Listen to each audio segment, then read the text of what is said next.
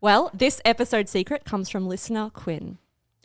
It started with just stealing a few groceries from the shops. It started from there. Oh, what an opening line. It starts from there. It ends with a heist. You know how you can... Justine, what are you about to tell us? I'm scared. You know how you can self-check out your groceries at most supermarkets? I kind of got into a bad habit where I would scan maybe 1 in every 3 items. If I got to something that was expensive or that I thought was overpriced, I'd just throw it into my bag without putting it through the register. Quinn. I want to be clear. I'm not stealing food because I won't be able to eat otherwise. I appreciate that some people need to do this to literally feed their families, and as a privileged person, I don't have the right to act like that's what I'm doing. I'm a 19-year-old full-time uni student, and yes, sometimes I struggle financially like most students do, but I work part-time. I started doing this for the sake of saving money, but not for the sake of survival.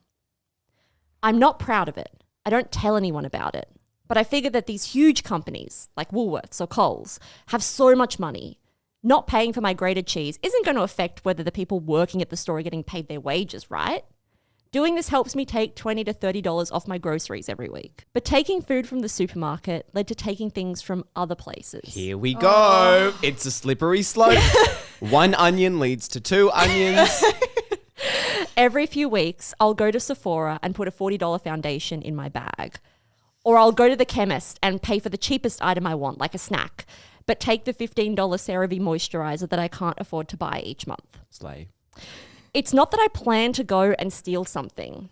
It's more just like, oh, I need to go to Sephora. And then while I'm there, I'm like, oh God, that thing I need is $40. And then I put it in my bag. I know that some people steal because it gives them a thrill, but that's not the case for me. I just really want these things and they're out of my budget. And again, I don't really care if a big corporation loses that money from me. But I've started to take things from places that don't really fit that rule. Like, I'll go to a bookstore, a really small, independent bookstore, and put one of the books in my bag before I leave. Or I'll go to the local farmer's market and take candles and trinkets when people aren't looking. Places where taking stuff actually impacts whether they make money. Quinn is not supporting small businesses at this point in time. One time, on my way home from work, I stopped to buy a bottle of wine and realised I'd forgotten my ID at home.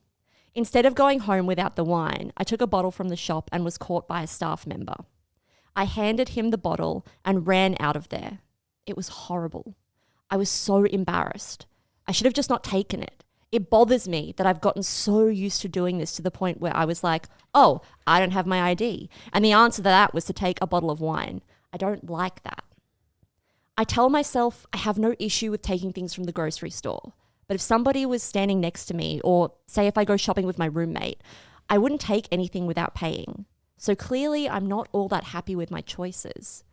Do I have a defense for my behavior? I have an argument for why I started doing this and a justification for why I think it's okay. I've clearly made rules for myself, decided what I think is right and what's not, but then I don't follow my own rules fully. I kind of go off the rails. Plus, when do I stop? Is it okay for me to make my choices based on how much money I have at the time? What about in 5 years from now when I might be making more money and will be able to afford nice things from the store?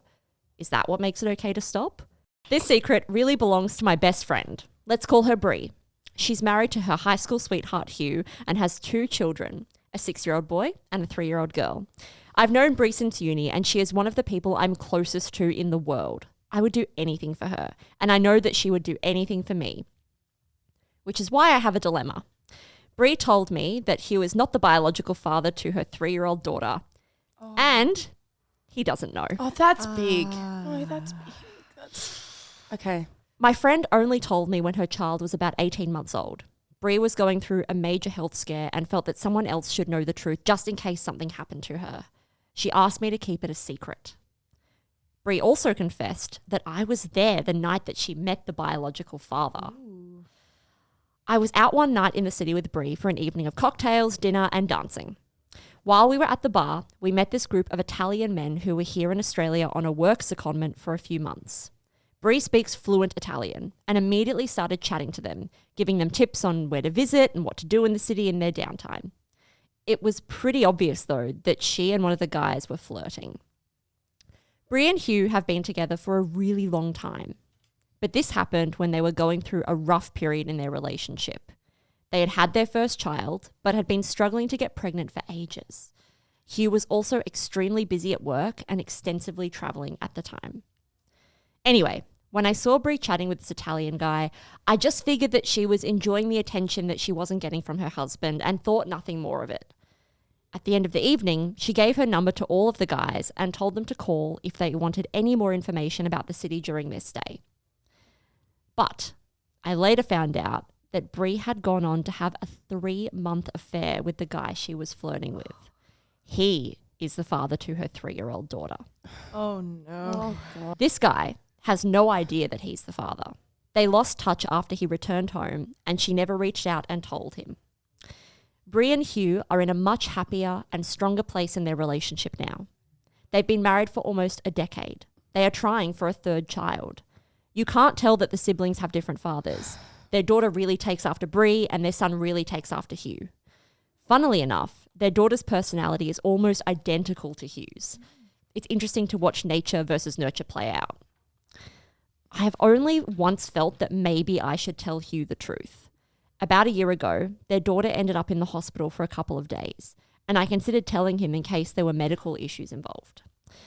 But everything worked out in the end. I feel like I am between a rock and a hard place. I can understand why she told me and why it is a secret. I've been friends with Hugh since uni too, and I know it will break his heart if he found out. Does he have a right to know? Is it my place to say something, knowing that it would mean betraying my friend's trust and hurting her husband? Or is it better for this to stay a secret? Sorry, does he have a right to know? Yes. Yeah.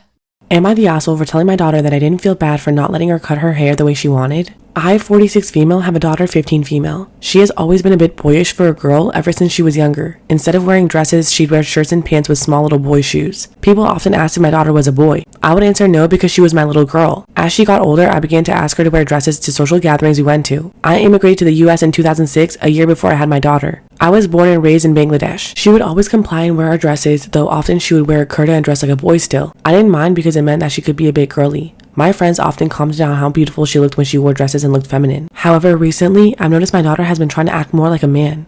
I thought she was in a phase because when she was younger, she got bullied by the other kids in the group. She still gets mad over it. However, I took her to the hair salon for a haircut recently because she asked. I obliged because she wanted to change up her hairstyle again. She always had a habit of doing so. I noticed she was secretive with her hairstyle and I immediately knew something was up. The hairstylist working on her asked me if I was okay with her chopping my daughter's hair up to her ears. I got confused and asked her to show me the photo. She did and I got mad. I told her that I wouldn't let her do the hairstyle. It wouldn't look good on her because it was too manly. The hairstylist asked me how much she should chop off and I told her to the collarbone. My daughter began to cry and make a scene in front of the hairstylist and the instructor who had walked over. I began telling her to pull herself together and to stop throwing a tantrum. She knew she wasn't allowed to have short hair because she didn't know how to take care of her hair properly. We eventually finished up and I told her we had to go. As I paid, she immediately barged out the front door. I found her in the back. I told her to get in the car and we had to go home. She gave me the silent treatment the entire day until I entered her room and asked her what she wanted for dinner. She immediately went off on me, calling me every name under the sun and calling me a bad mother. She demanded an apology from me when I told her that I didn't feel guilty whatsoever for what I did. I wouldn't apologize to her. Girls aren't supposed to have short hair. She must have gone talking about it because I've been getting calls and texts from her dad's side of the family, along with friends berating me for not letting my daughter get the haircut that she wanted and that it was only hair and it would grow back. It's part of my culture. I only want the best for my daughter. I love my daughter a lot and I would do anything for her, but I couldn't let her make this mistake. So, am I the asshole here?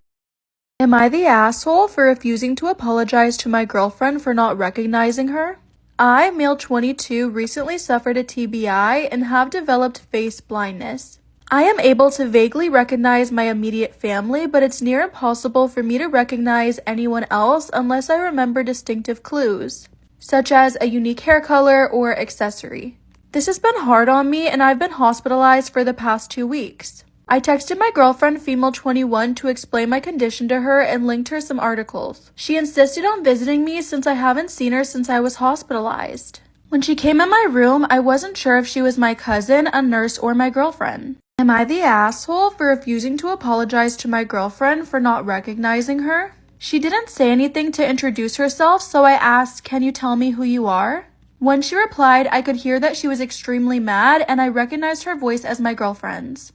She said, "Are you effing for real? You don't recognize me?" I told her that I physically can't recognize her and she started crying and said that shows she's not important enough to recognize. I was hurt that she was upset with me over a medical condition that I recently acquired and am struggling with. If she would have took the time to read my explanation that I texted her or the articles, I think she would understand.